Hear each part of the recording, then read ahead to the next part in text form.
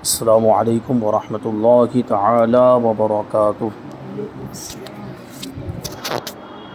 نحمدہ ونصلی ونسلم علی رسولہ الکریم، اما بعد فاعوذ باللہ من الشیطان الرجیم، بسم اللہ الرحمن الرحیم۔ ان اللہ وملائکتہ یصلون علی النبی یا ایہا الذین آمنوا صلوا علیہ وسلموا تسلیما۔ اللہم صلی علی سیدنا و مولانا محمد معدن الجود والکرم وآلہ الکرام وابنہ الکریم وبارک وسلم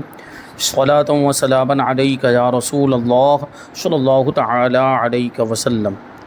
استنجا کا بیان جاری ہے، اور اس سے پہلے ایک بات بیان کی گئی تھی کہ استنجا کرتے وقت، حاجت سے فارغ ہوتے وقت قبلے کی طرف نہ منہ ہونا چاہیے نہ پیٹھ ہونی چاہیے۔ تو ظاہر سی بات ہے، اگر استنجا خانہ اس انداز میں بنا ہوا ہے کہ پیٹھ بھی نہیں ہو رہی ہے بیٹھنے میں اور منہ بھی قبلے کی طرف نہیں ہو رہا ہے تو کوئی حرج نہیں ہے۔ لیکن کبھی ایسا ہو سکتا ہے کہ استنجا خانہ ہی غلط رخ پہ بن گیا کہ اب اس میں بیٹھیں گے آپ تو یا تو چہرہ قبلے کی طرف ہو جائے گا یا پیٹھ قبلے کی طرف ہو جائے گی، تو پھر کیا کرنا چاہیے؟ تو اس سے پہلے یہ بات عرض کی گئی تھی کہ کم سے کم اتنا گھوم جانا چاہیے اس میں کہ 45 ڈگری سے باہر ہو جائے، کیونکہ ایک جہت اور ایک ڈائریکشن جو ہوتا ہے وہ 90 ڈگری کا ہوتا ہے۔ تو 45 ڈگری اگر گھوم جائے گا تو وہ اس جہت سے باہر نکل جائے گا، اس ڈائریکشن سے، قبلے کے ڈائریکشن سے باہر ہو جائے گا، تو اسی صورت میں اجازت ہوگی۔ فرماتے ہیں کہ اگر خدا نہ خواستہ آپ کے گھر کے استنجا خانے کا رخ غلط ہے، یعنی بیٹھتے وقت قبلے کی طرف منہ یا پیٹھ ہوتی ہے، تو اس کو درست کرنے کی فوراً کوشش کیجئے اور اس کے لیے فوراً اسباب مہیا کیجئے، فوراً اس کا علاج کرنا چاہیے، فوراً اس کے لیے کوئی ترکیب اختیار کرنی چاہیے اور اس کو بدلنا چاہیے، اور اگر اس کو توڑنا پڑے، توڑ کر اس میں خرچہ کرنا پڑے تو خرچہ بھی کرنا چاہیے، ضروری ہے، کیونکہ ایسے ہی اگر آپ استنجا کرتے رہے قبلے کی طرف رخ کر کے یا اس کی طرف پیٹ کر کے تو گنہگار ہوتے رہیں گے۔ تو گناہ سے بچنے کے لیے ضروری ہے کہ قبلے وہ جو استنجا خانے کی جو سیٹ ہے، جو نشست گاہ ہے، اس کو پھیر دیا جائے، اس کو توڑ کر صحیح رخ پر بنایا جائے۔ مگر یہ ذہن میں رہے کہ معمولی سا ترچھا کرنا کافی نہیں، یہ بھی ذہن میں رکھے۔ WC اس طرح ہو، یعنی بیٹھنے والی جو سیٹ ہے وہ اس طرح ہو کہ بیٹھتے وقت منہ یا پیٹھ قبلے سے 45 ڈگری کے باہر رہے، جو میں نے بات ابھی عرض کی۔ تھوڑا سا اگر ٹیڑھا ہو گیا یا تھوڑا سا جو بیٹھنے کی جگہ وہ تھوڑی سی ایسی ترچھی ہو گئی ہے تو وہ کافی نہیں ہے، بلکہ 45 ڈگری کے باہر ہونا چاہیے۔ آسانی اسی میں ہے کہ قبلے سے 90 ڈگری پر رخ رکھیے، یعنی پورا ڈائریکشن ہی چینج ہو جائے، یعنی نماز کے بعد دونوں بار سلام پھیرنے میں جس طرف منہ کرتے ہیں ان دونوں سمتوں میں سے کسی ایک جانب WC کا رخ رکھیے، یعنی جو استنجا خانے کی جو سیٹ ہے اس کا جو رخ ہے وہ یا تو ہمارے ملک میں یا تو اتر کی طرف ہونا چاہیے یا دکن کی طرف ہونا چاہیے۔ قضائے حاجت کا اسلامی طریقہ یہ ہے۔ حضرت سیدنا سراقہ بن مالک رضی اللہ تعالی عنہ فرماتے ہیں کہ ہمیں تاجدار مدینہ صلی اللہ علیہ وسلم نے حکم دیا کہ ہم رفع حاجت کے وقت بائیں یعنی الٹے پاؤں پر وزن دیں اور دایاں پاؤں یعنی سیدھا پاؤں کھڑا رکھیں، یعنی اس پر وزن نہ دیں۔ یہ بائیں پاؤں پر وزن کیوں دیں اس کی وجہ پہلے بتائی جا چکی ہے۔ آگے فرماتے ہیں وہی جو بائیں پاؤں پر وزن دینا، اس کی حکمت کیا ہے؟ کہتے ہیں کہ رفع حاجت کے وقت اکڑو بیٹھ کر دایاں یعنی سیدھا پاؤں کھڑا یعنی اپنی اصلی حالت پر نارمل رکھ کر بائیں یعنی الٹے پاؤں پر وزن دینے سے بڑی آنت جو کہ الٹی طرف ہوتی ہے اور اسی میں فضلہ ہوتا ہے، اسی میں گندگی ہوتی ہے، اس کا منہ اچھی طرح کھل جاتا ہے اور بآسانی فراغت ہو جاتی ہے، اور پیٹ اچھی طرح صاف ہو جاتا ہے، اور جب پیٹ صاف ہو جائے گا تو بہت ساری بیماریوں سے تحفظ حاصل رہے گا، یعنی بہت ساری بیماریوں سے آدمی محفوظ رہے گا۔ بہرحال یہاں پر استنجا کا بیان مکمل ہوا، اب یہاں سے وضو کا بیان شروع ہوتا ہے۔ وضو ہم لوگ جانتے ہیں جو نماز کے پہلے کیا جاتا ہے، ہاتھ، منہ اور پاؤں دھوئے جاتے ہیں اور سر کا مسح کیا جاتا ہے، اسی کو وضو کہا جاتا ہے۔ بہت ساری عبادتیں ایسی ہیں جو وضو کے بغیر درست ہی نہیں ہو سکتی، جیسے نماز کہ وضو کے بغیر ہو ہی نہیں سکتی، اسی طریقے سے اور بھی بہت ساری عبادتیں ہیں۔ وضو کے بارے میں قرآن مجید میں اللہ تبارک و تعالیٰ ارشاد فرماتا ہے یا ایھا الذین آمنوا اذا قمتم الی الصلاۃ فاغسلوا وجوہکم وایدیکم الی المرافق وامسحوا برؤوسکم وارجلکم الی الکعبین۔ اے ایمان والو، جب نماز کو کھڑے ہونا چاہو، یعنی جب نماز کا ارادہ کرو، تو اپنا منہ دھو اور کوہنیوں تک ہاتھ اور سروں کا مسح کرو اور گٹوں تک پاؤں دھو، ٹخنوں تک پاؤں دھو۔ تو اس آیت مبارکہ میں وضو کے فرائض کا بیان ہے، اور وہ یہ ہے کہ سب سے پہلے منہ دھویا جائے، کوہنیوں سمیت دونوں ہاتھوں کو دھونا، کوہنیوں سمیت یعنی کوہنیاں بھی اس میں آ جانی چاہیے، دھلنے کے اندر کوہنیاں بھی، ایسا نہیں کہ کوہنیوں تک، کہ کوہنیوں کو چھوڑ دیا جائے اور اس کے نیچے والے حصے تک دھو لیا جائے، نہیں، بلکہ کوہنیاں بھی دھل جانی چاہیے، کوہنیوں کے اوپر تک دھونا ہے، اور سر کا مسح کرنا، اور ٹخنوں سمیت دونوں پاؤں کا دھونا۔ ٹخنا یہ اس سے پہلے بتایا جا چکا ہے کہ پاؤں کے اندر سائیڈ میں جو ابھری ہوئی ہڈی ہوتی ہے، وہ ابھری ہوئی ہڈی کو ٹخنا کہا جاتا ہے۔ یہ ادھر سائیڈ میں، اس سائیڈ میں جو ابھری ہوئی ہڈی ہے، تو اس کے اوپر تک یہ پاؤں دھونا ضروری ہے۔ آگے سوال ہے کہ حدیث پاک میں وضو کی کیا فضیلت آئی ہے؟ جواب، حضور اکرم صلی اللہ علیہ وسلم نے فرمایا، جب آدمی وضو کرتا ہے تو ہاتھ دھونے سے ہاتھوں کے، اور چہرہ دھونے سے چہرے کے، اور سر کا مسح کرنے سے سر کے، اور پاؤں دھونے سے پاؤں کے گناہ جھڑ جاتے ہیں۔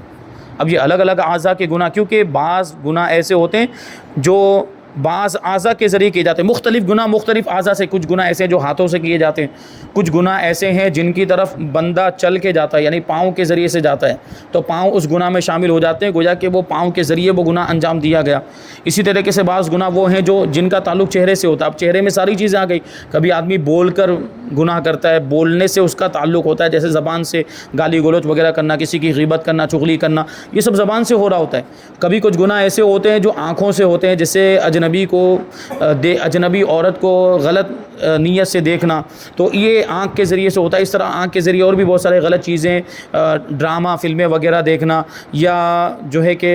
غلط کتابیں پڑھنا آنکھوں کے ذریعے سے، ایسی کتابیں پڑھنا جو اخلاق بگاڑنے والی ہوں، جو شہوت کو ابھارنے والی ہوں، جس میں گناہ کی چیزیں لکھی گئی ہوں، تو ایسی کتابوں کو پڑھنا بھی ناجائز ہوگا۔ تو یہ چہرے کے اندر جتنی بھی چیزیں ہیں، ان کے ذریعے سے جو گناہ ہوئے ہوں گے وہ چہرہ دھونے سے جھڑ جاتے ہیں، اور سر کے ذریعے سے بھی گناہ ہوتے ہیں تو وہ سر کا مسح کرنے سے وہ جھڑ جاتے ہیں۔ تو یہ گناہ جو جھڑتے ہیں، اس سے گناہ کون سے مراد ہیں؟ اس سے وہ گناہ مراد ہیں جو گناہ صغیرہ میں شمار ہوتے ہیں، چھوٹے گناہ۔ یہ چھوٹے گناہ ایسے ہوتے ہیں جو وضو کرنے سے جھڑ جاتے ہیں، وضو کرنے سے جھڑ جاتے ہیں کا مطلب کیا ہے؟ معاف ہو جاتے ہیں۔ اور جو بڑے گناہ ہیں جن کو گناہ کبیرہ کہا جاتا ہے، وہ بغیر توبہ کے معاف نہیں ہوتے، ان کے لیے توبہ کرنا ضروری ہوگا، ان کو معاف کروانے کے لیے، ان کی بخشش اور مغفرت کے لیے توبہ کرنا لازم اور ضروری ہے۔ یہ چھوٹے چھوٹے گناہ جو ہوتے ہیں وہ یہ اس کے ذریعے سے، وضو وغیرہ کے ذریعے، دوسرے نیک کاموں کے ذریعے سے معاف ہو جاتے ہیں۔ ابھی جیسے میں نے درمیان میں عرض کیا کہ بہت سے گناہ ایسے جو زبان سے کیے جاتے ہیں، جیسے غیبت کرنا، چغلی کرنا، تو یہ تو ایسے گناہ ہیں جن کا گناہ کبیرہ میں شمار ہوتا ہے۔ تو وہ تو ایک مثال کے طور پر سمجھانے کے لیے کہ کچھ گناہ زبان کے ذریعے سے بھی ہوتے ہیں، اس لیے وہ مثال پیش کی گئی، ورنہ یہ جو گناہ ہے غیبت، چغلی وغیرہ، یہ گناہ کبیرہ ہے، یہ توبہ کرنا ان کے لیے ضروری ہے۔ اور ان کا تعلق چونکہ حق العبد سے، بندے کے حق سے ہے، تو جس کی غیبت کی ہے یا جس کا حق مارا ہے، اس سے پہلے معافی مانگنی ضروری ہوگی، پہلے وہ معاف کرے، پھر اللہ کی بارگاہ میں معافی مانگے، توبہ کرے، تب جا کے وہ معاف ہوگا۔ جب تک بندہ معاف نہیں کرتا، جیسے مثال کے طور پر غیبت کی، اب جس کی غیبت کی ہے، تب تک وہ بندہ، جب تک اس بندے سے معافی نہیں مانگے گا، اور جب تک وہ بندہ جس کی غیبت کی گئی ہے وہ معاف نہیں کرتا، اللہ بھی معاف نہیں کرے گا۔ تو پہلے اس سے جا کر معافی مانگے، وہ معاف کر دے، پھر اللہ کی بارگاہ میں توبہ کرے، تو پھر یہ گناہ معاف ہو سکتا ہے۔ تو یہاں جو گناہ جھڑتے ہیں اس سے مراد کیا ہے؟ صغیرہ گناہ۔ ایک اور حدیث پاک میں حضور جان عالم صلی اللہ علیہ وسلم نے فرمایا کہ جنت کی کنجی نماز ہے۔ کنجی مطلب چابی۔ ابھی چابی کا کام کیا ہوتا ہے؟ چابی کا مطلب ہوتا ہے تالا کھولنا، اور تالا کھولنے کا مطلب کیا ہوتا ہے کہ ہم وہاں جا سکیں، جس چیز کے لیے وہ تالا لگایا گیا ہے اس میں ہم داخل ہو سکیں۔ جیسے گھر میں ہم نے تالا لگایا ہے، تو گھر کا تالا کھولنے کا مطلب کیا ہے کہ ہم تالا اس لیے کھول رہے ہیں تاکہ ہم گھر میں جا سکیں، گھر میں داخل ہو سکیں۔ تو نماز جنت کی کنجی ہے کا مطلب کیا ہے کہ ہم نماز پڑھیں گے تو ہمیں جنت میں داخلہ مل جائے گا، ہم جنت میں جا سکتے ہیں۔ اور نماز کی کنجی وضو ہے، یعنی نماز کی چابی وضو کے، بغیر وضو کے نماز ہو ہی نہیں سکتی۔ جس طرح بغیر چابی کے تالا کھل نہیں سکتا ہے، اسی طریقے سے بغیر وضو کے نماز نہیں ہو سکتی ہے۔ سوال: ہمیشہ با وضو رہنے والے کو کون سی 7 فضیلتیں ملتی ہے؟ یہ بات ذہن میں رکھیں ایسا نہ ہو کہ صرف نماز پڑھنے کے لیے آئے تو وضو کیا، یہ تو ضروری ہے، یہ تو وضو کرنا ہی پڑے گا نماز کے لیے، تو اس کے علاوہ بھی باوضو رہنا چاہیے۔ نماز کے علاوہ بھی آپ اگر کوئی دوسری عبادت کر رہے ہیں تو اس کے لیے بھی وضو تو کریں گے، لیکن اگر عبادت نہیں بھی کر رہے ہیں اور کچھ ایسی عبادتیں ہیں جو بغیر وضو کے بھی صحیح ہو جاتی ہے، جیسے درود شریف پڑھنا یا وظیفے وغیرہ پڑھنا، تو آپ وہ پڑھ رہے ہیں تو آپ نے سوچا کہ اس میں تو وضو کی ضرورت نہیں ہے، تو وضو کیا کریں؟ نہیں، باوضو رہیں،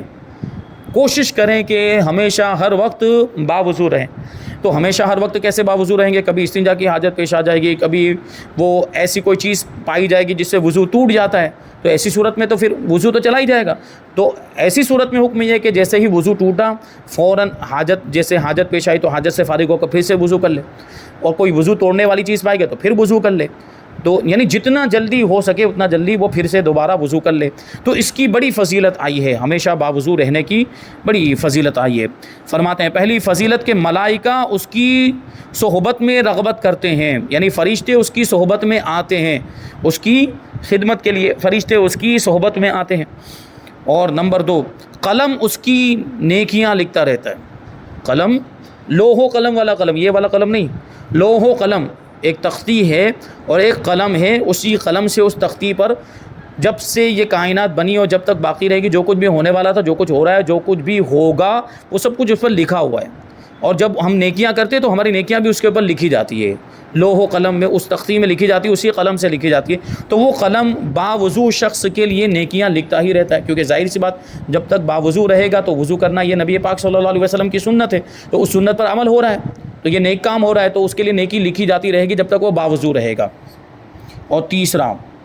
اس کے اعضاء تسبیح کرتے ہیں، جو اعضاء وضو کے جو اعضاء ہیں جن کو دھویا ہے تو وہ اعضاء اللہ کی تسبیح بیان کرتے رہتے ہیں، یعنی ہمیں اگرچہ سنائی نہیں دیتا لیکن ہمارے اعضاء اللہ کی تسبیح کر رہے ہوتے ہیں، یعنی سبحان اللہ پڑھ رہے ہوتے ہیں۔ تو ظاہر سی بات ہمارے اعضاء تسبیح کریں گے تو ہمیں ثواب ملے گا کہ نہیں ملے گا؟ ضرور ملے گا۔ تو وہ ہمارے اعضاء تسبیح کرتے ہیں باوضو رہنے کی وجہ سے۔ چوتھا فائدہ، چوتھی فضیلت، کہتے ہیں کہ اس سے تکبیر اولا فوت نہ ہو، یعنی جو ہمیشہ باوضو رہے گا تو ظاہر سی بات نماز کا بھی پھر ویسا ہی خیال کرے گا، اور یہ ہمیشہ باوضو رہنے کی برکت سے وہ جماعت میں بھی پابندی کے ساتھ حاضر ہوگا اور پہلی رکعت میں تکبیر اولا کے ساتھ نماز پڑھے گا، تو یہ ثواب بھی اور یہ فضیلت بھی اس کو ملے گی۔ اور نمبر 5، جب سوئے تو اللہ پاک کچھ فرشتے بھیجے کہ جن و انس کے شر سے اس کی حفاظت کریں گے، یعنی باوضو ہو کر سوئے گا، اگر سونے سے پہلے اگر وضو کر لیا اور وضو کر کے سویا ہے تو اللہ تبارک و تعالیٰ اس کے لیے کچھ فرشتے بھیجتا ہے جو جنات اور انسانوں کے شر سے اس کی حفاظت کرتے ہیں، یعنی سونے میں پھر اس کو کوئی تکلیف نہیں پہنچ پائے گی، نہ جنات کی طرف سے نہ انسانوں کی طرف سے، اللہ تبارک و تعالیٰ کے فرشتے اس کی حفاظت کرتے ہیں۔